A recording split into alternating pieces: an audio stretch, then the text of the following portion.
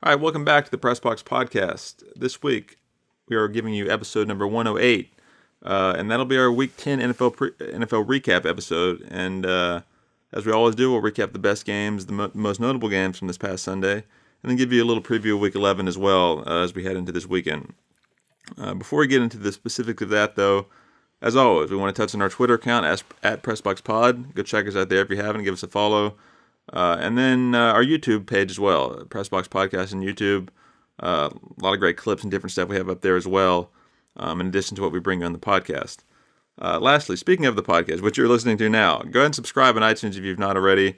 Leave us a review there. We like to hear your feedback, specifically on iTunes as well, so we can hear what you like, what we can do better on the podcast, things like that, as we continue to bring you episodes. But as I said, let's get into this episode right now.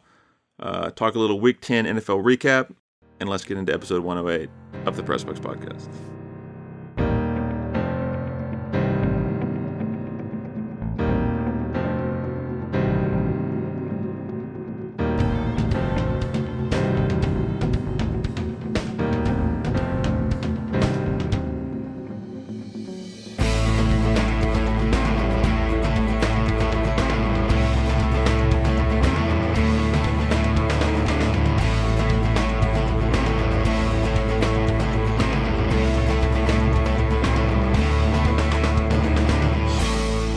As we said, Week 10 of the NFL season concluded recently, and we're going to do our Week 10 recap here before talking about some of the matchups in Week 11. So, let's start with a couple of the teams we talked about last week who, in Week 9, came up with some disappointing performances. Let's start with the Bills.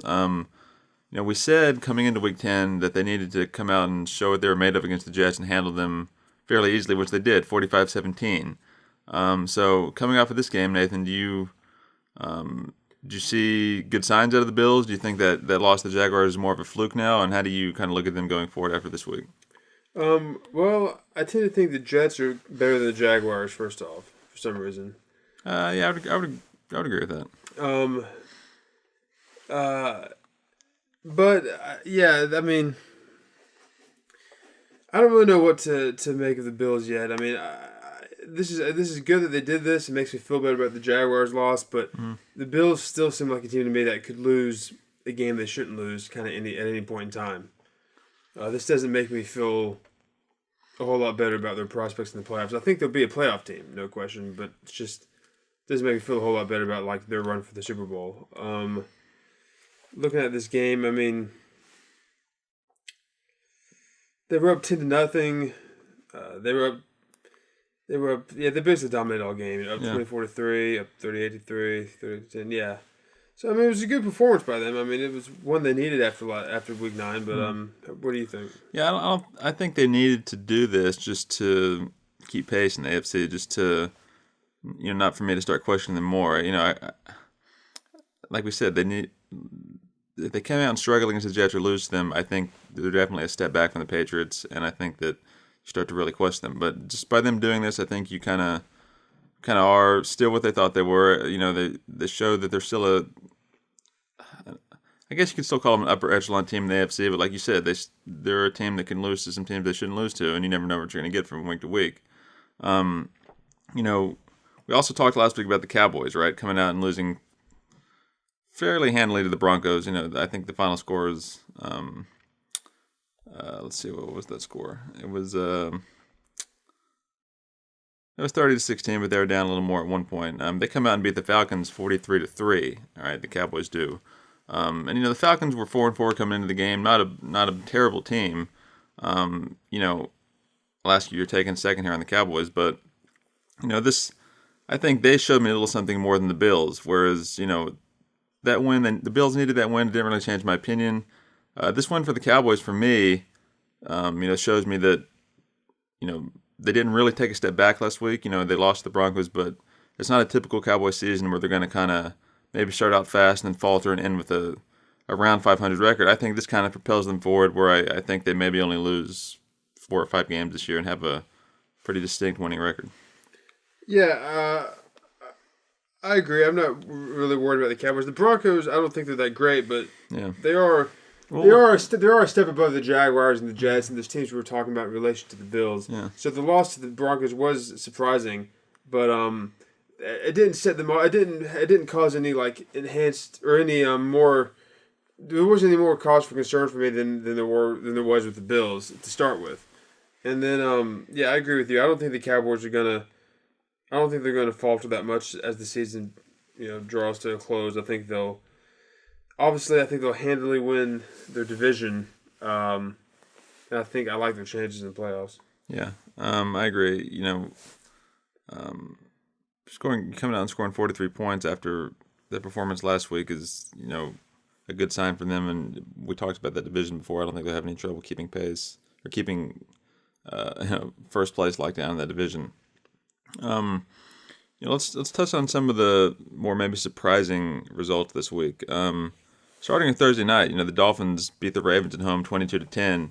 Really good performance by the Dolphins defense. The Ravens, I haven't seen this from them in years past, right? So they come out and lose to the Chargers pretty badly. And, not necessarily that was a game that they definitely should have won because the Chargers can hold their own, but just the way they lost that game. And then, this game, it was in Miami, but the Dolphins were 2-7. The Ravens, you would think they really should win that game if they're, going to contend for the Super Bowl like they think they can, like a lot of people think they can. But they lose 22-10. Lamar Jackson doesn't have a great game passing, wasn't able to get anything going on the ground. And I think it just proves to me, like we've said, the Ravens are just kind of front runners. Things didn't start fast for them that game. They struggled against the Dolphins defense, and once it set in that they weren't able to get anything going, they just kind of shut down. Yeah, I don't want to say they quit, but they kind of didn't play with the same enthusiasm that they would, if things start to get rolling for them. Yeah, you've mentioned that before, and I think that's accurate. That's an accurate take on their team is that they do seem to be kind of front runners. The Dolphins have won the 2 straight now, so they were one win team just a couple weeks ago. So true. I mean, the Ravens lost to a team that is not, I don't think, very good. It was in Miami, and it was a primetime Thursday night game, which I feel like anything can happen. You said that, yeah. Especially Thursday night games, with the short rest coming off the previous week. But the Ravens, I mean, this doesn't really change my opinion of them. They're going to make the playoffs. I think they still win their division. But they just don't look like a team that you feel comfortable with in the playoffs. You know what I mean? Yeah. And Lamar Jackson, it seems like almost every game Lamar Jackson's the leading rusher, which I guess that's great, but not really. I feel like you need kind of like a real running game, I think, in the playoffs. I agree. It's good when he can break runs here or there, but if you're reliant, I don't know if they're relying on him, but when he's consistently your leading rusher, that's a sign that you don't really have a true rushing game or a true running back. Yeah, he had 9 carries. He didn't have the most carries. Freeman had 10, but right. I mean, and then after those 2, it was 3 carries to Bell and 1 to DuVernay. So it's kind of like the main. Let's see how many carries he has in the season. 12, 16, 7, 7, 14, 8, 12, 21, 9. 106 attempts. Yeah, I don't know. The Ravens have... I don't really know what their problem is. I don't know if I could tell you what their problems are, but they have problems. Yeah, the thing that's helping them out is that no one seems to want to jump up and challenge them in that division. Thursday night, they were the first game of the week, so everybody knew they lost. And the Steelers come out against the Lions at home and can't even win the game. They tie 16-16. That was a game that, nobody wanted to win that game. It was back and forth, missing a field goal, turnover, fumble. And I put that more on the Steelers than the Lions. I mean, the Lions were winless. Yeah. Steelers were obviously favored. They're at home. They know the Ravens lost. They can win and be 6-3 just like the Ravens. Tied record-wise for the division lead. And like you said, they just had a lot of opportunities, gave it away. I guess give them a little credit for not losing. They could have lost, right? And that goes in the lines a little bit too for having chances and not winning. But just a kind of a weird, poorly played game on both sides, I think. Yeah, Steelers also didn't have Big Ben. That's right. So, We should mention that. That's a good point. Mason Rudolph, maybe Big Ben wins. Maybe they'd win if he's playing. I feel like the way that game went, they were so close. I feel like if he was in the game, they'd find some way to pull out at least a field goal late in the game. Yeah, and then just saying in that division, the Bengals are off. The Browns come out and get destroyed by the Patriots, and just not that I expected them to win, but just when you think the Browns might get something going, they had a big win against the Bengals last week. And they've got nothing to show against the Patriots. I think this confirms that. I said this last week. The Patriots, not that they're in the driver's seat, but I think I give them the upper hand in that division still over the Bills. And you're starting to see now, I think, that Mac Jones is starting to play better and better. He's starting to get comfortable in the system. They're starting to kind of click on all cylinders. And, I still like them to win that division. I think they showed, not that the Browns are a great team, but they showed that they're going to be a contender, I think. Yeah, I'm starting to think. I think last time we talked about this, I said I'd still give the edge to the Bills in the division, but now, the Patriots they really showed me something this win. I mean, I thought they were going to win. I didn't think it was going to be this big though, 45-7. And I know Mayfield got hurt. I think he had a knee injury that game. Yeah. But I don't think that would have made a difference. I mean, I think he played. I don't know how long before he got hurt, but he had 21, I think, passing attempts. Yeah. The other guy had 12, so he must have played quite a bit. But the Patriots. They're a much better team than last year. I mean, I think it was late in the year on a Monday night, the Bills beat them pretty handily. I don't think that's going to happen this year. I don't think if the Bills are able to beat them, it's not going to be, by 17, 21 points or more. But I mean, because last year, what's his name was their quarterback? Cam Newton. Yeah. I mean, Mac Jones is a big step up. Yeah, I think so, and I think that at that point, just kind of the shock of not having Brady there that last year, and like you said, Cam Newton didn't play great. They kind of get a year under their belt. Belichick has a chance to kind of assess the team and regroup things, and it worked out with Mac Jones, like you said. So I think that you're starting to see the Patriots hit their stride here. I think that's a good point. I think they need a year to say, okay, what are we going to look like without Brady now? Yeah, find out. Yeah, they haven't experienced that since like 2000 or whatever. No? So then they kind of found out where they lie without Brady and what things they need to focus on and what things that they're okay at, and now they go forward. So. Yeah. Speaking of Tom Brady, the Buccaneers come out and lose to Washington by 10 in Washington. Again, a little bit of a surprising result here. I think that that's a game you expect the Buccaneers to win, especially seeing them go earlier this year. I believe that it was was it at Chicago? It was on the road in Chicago. They play Chicago at home. They play Chicago at home. Okay, it was at home. But yeah, were they? They've traditionally the season, the Saints game aside, we've talked about their trouble in New Orleans against the Saints. And obviously the Rams have a very good record, but they put away teams that they need to put away traditionally this season. But they weren't able to do that against Washington. Brady threw 2 picks in the first quarter. I think I saw that was the first time he's done that since 2012. They didn't have a running game. Fournette wasn't able to get going.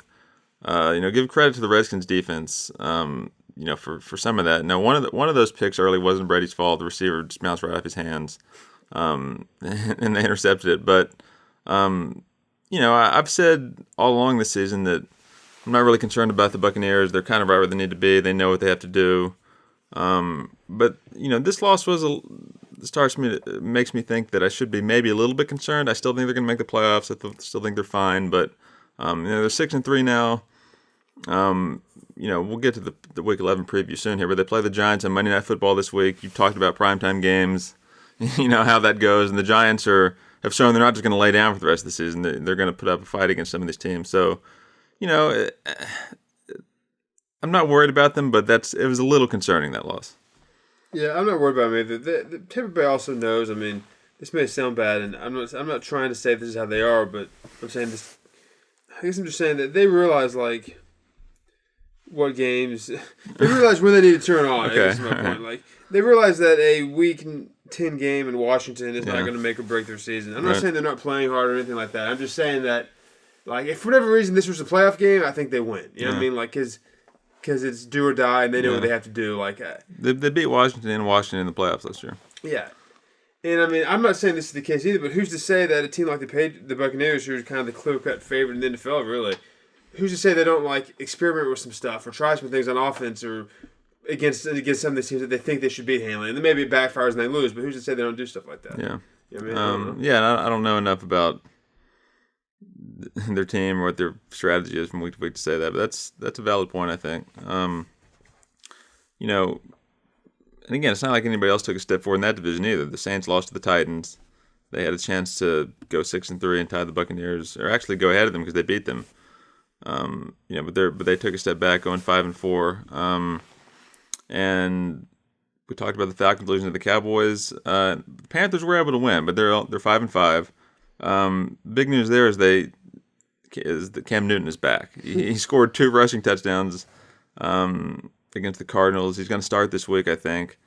You know, I think that was a little more of, yeah, I think he gave them a boost, you know, but I don't think he's gotten any better as a player since last year with the Patriots. I think that, yeah, he's going to start this week. I don't know that you're going to see anything spectacular out of him. Yeah, and you know, Cardinals at home.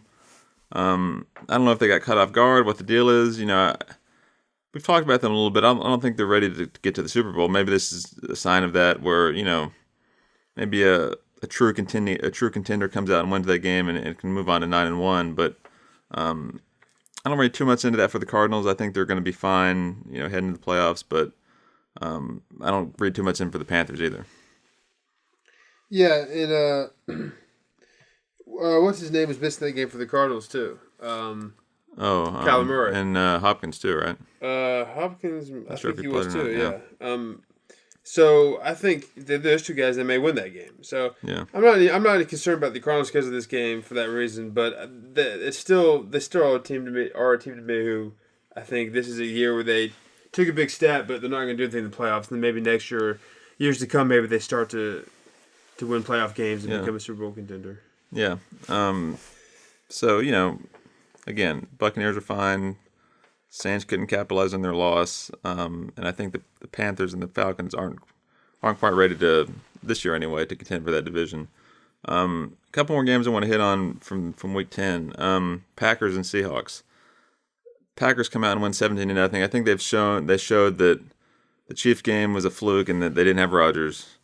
Rodgers comes back. They win fairly handily. The game was never really in question. And then, so I think we mentioned before, you're starting to get into that time of year where Lambeau Field's really a home field advantage, where, you know, you start playing in 20 degrees, 30 degrees, and a lot of these teams that aren't used to that does affect them, I think. You know, the Seahawks are probably one of those teams. It doesn't get all that cold in Seattle. Russell Wilson was back in this game, but yeah, I think Packers are going to be just fine as long as Aaron Rodgers doesn't get hurt, or, you know, from here on out. You know, I think that they're right up there. You know, you could arguably put them as the favorite in the NFC right now. Arguably. Yeah, no, you could. Yeah, yeah. And I think the home field, if they're able to play home playoff games, that's a big advantage, as you said. Yeah, especially when considering some of the other teams in the NFC, right, that are up there are dome teams, like or the Rams, or warm weather, Tampa Bay, or the Cardinals. They're up there record wise. Saints dome, yeah. Yeah, so I don't think there's a whole lot to say there besides Aaron Rodgers is back. The Packers won like we thought they would. Finally, the Chiefs and Raiders on Sunday night. Chiefs won that game 41-14. I mean, you could say that's kind of a blowout win for them, especially since they've been struggling in the recent weeks here. You know, I think we talked about this game in our preview last week. You know, I don't remember if you didn't pick the Raiders, but you thought the Raiders could win that game. The Chiefs, they'd give the Chiefs some trouble. But you know, do you think this is the sign of the Chiefs turning the corner here and maybe going on a few game winning streak here, maybe getting to 7-4, 8-4, something like that? Now we know their schedule's tough. We've gone over their schedule, so I don't know. That's certainly not guaranteed. But you know, what do you think of this? I think the Raiders are starting to fall back, unravel, just like as an organization a little bit.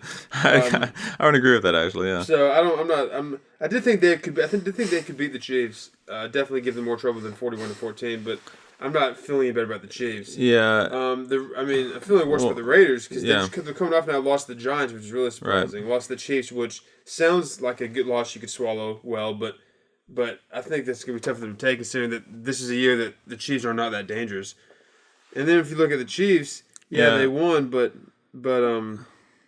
after this they play the Cowboys, which I think they'll struggle with. The Broncos, which they should, who knows? Yeah. And then the Raiders again, which by that point, who knows what the Raiders will be doing? Yeah. And then the Chargers, Steelers, Bengals, Broncos again. So I don't see them winning like 3 or 4 in a row or anything. The Chiefs. I think I look at it more as these last 2 wins. They beat a Packerless Aaron Rodgers or Aaron Rodgers-less Packers team, and then a Raiders team, which I think unraveling is a good word for them. I've never been convinced in David Carr, by the way, or Derek Carr. He does this. Like, he'll have some really good games, and he'll lay an egg. And the Chiefs, remember, too, the Chiefs are not...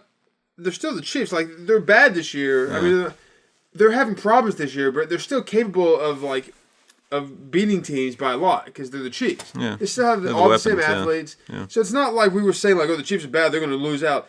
I think we expect them to win some games like this. It's just they're not going to, I don't think, rattle off 4 in a row or anything, or 5 in a row. They still have problems. Yeah. So this is not out of the ordinary for the Chiefs to beat the Raiders 41-14. Right. Even this season, it's not out of the ordinary. Right. It's also not out of the ordinary, though, for the Chiefs to come back next week and lose 41-14 to the Cowboys. I think I agree either way.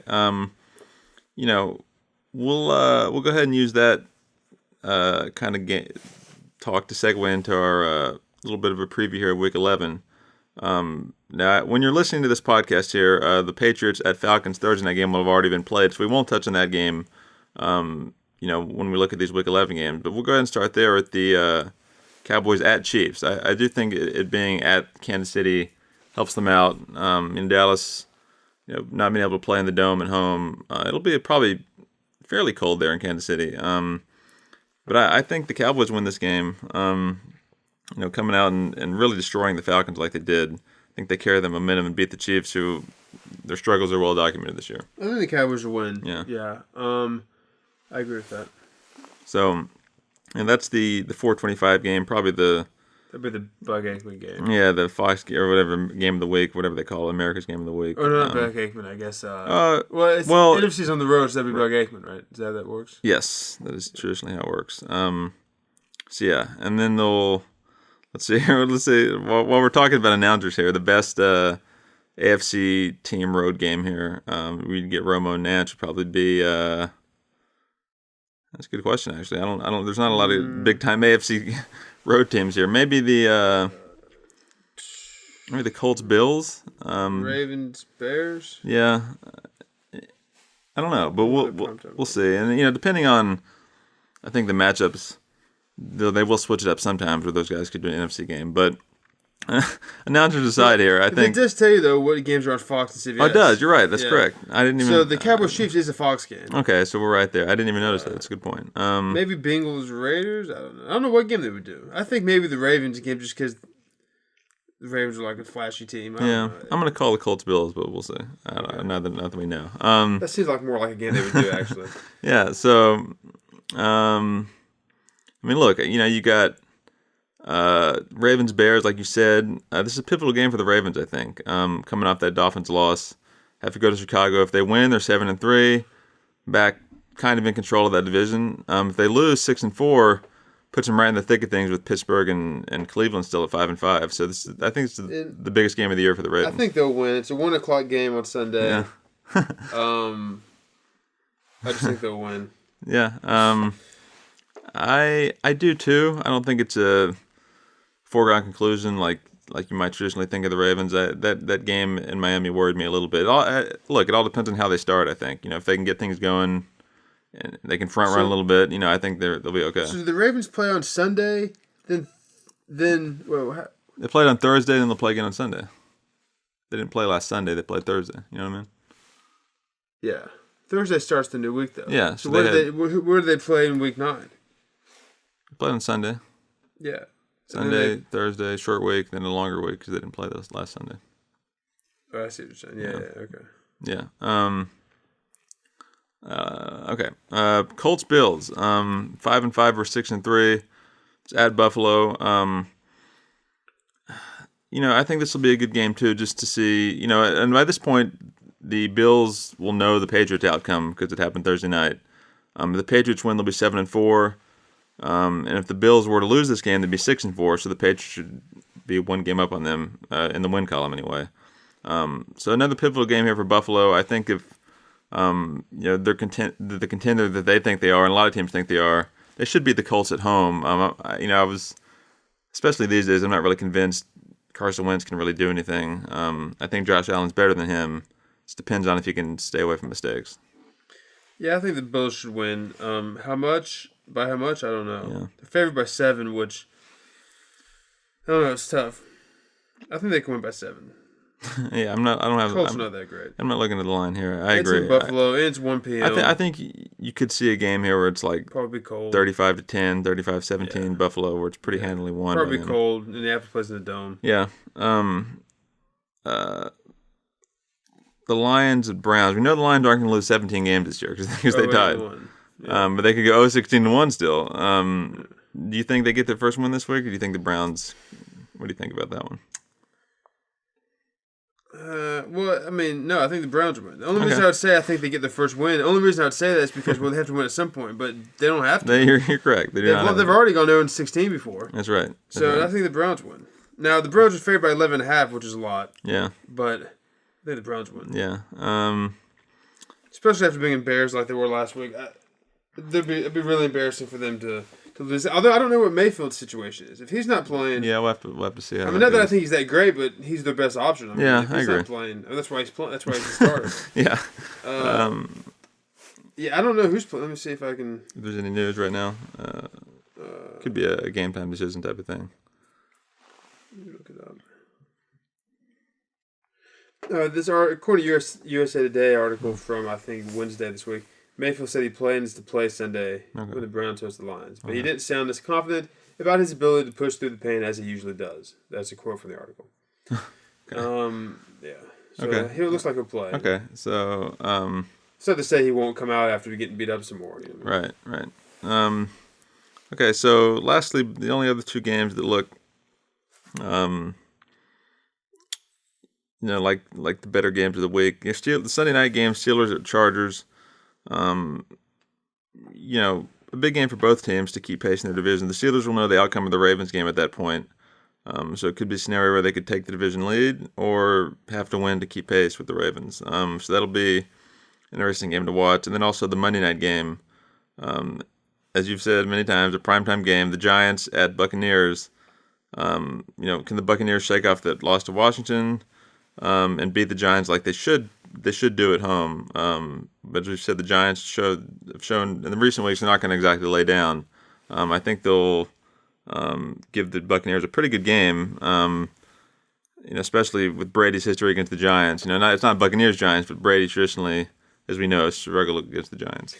I think the Steelers game, it depends if Big Ben plays. I'm not sure. I think he'll play, right? It was just there's a COVID thing. Yeah.